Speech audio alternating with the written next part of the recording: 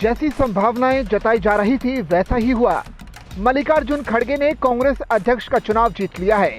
इस चुनाव में उन्होंने अपने प्रतिद्वंदी उम्मीदवार शशि थरूर को हरा दिया। मल्लिकार्जुन खड़गे को जहां 7,897 वोट मिले तो वहीं शशि थरूर को करीब 1,000 वोट मिले, जबकि 416 वोट रिजेक्ट हुए। करीब 24 साल बाद कांग्रेस को गांधी परिवार से बाहर का नेता बतौर अध्यक्ष मिला है। कर्नाटक के कलबुर्गी के रहने वाले मल्लिकार्जुन खड़गे ने अपने राजनीतिक जीवन की शुरुआत एक मजदूर नेता के तौर पर की थी।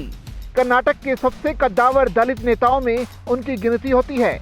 उन्होंने कॉलेज के दिनों में ही छात्र संघ का चुनाव जीतकर राजनीति में अपना कदम रख दिया था।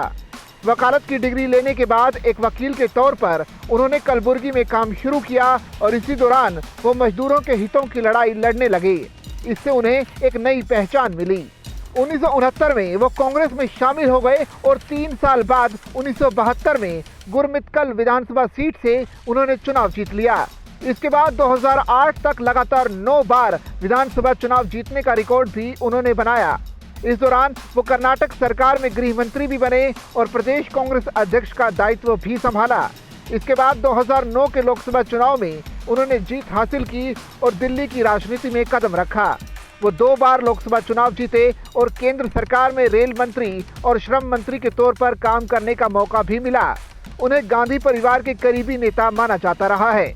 2019 का लोकसभा चुनाव खड़गे हार गए, लेकिन 1 साल बाद ही कांग्रेस ने उन्हें राज्यसभा में भेजा और नेता विपक्ष की जिम्मेदारी दी। खड़गे की पहचान एक दलित नेता के साथ ही एक संघर्षशील नेता के तौर पर भी रही है।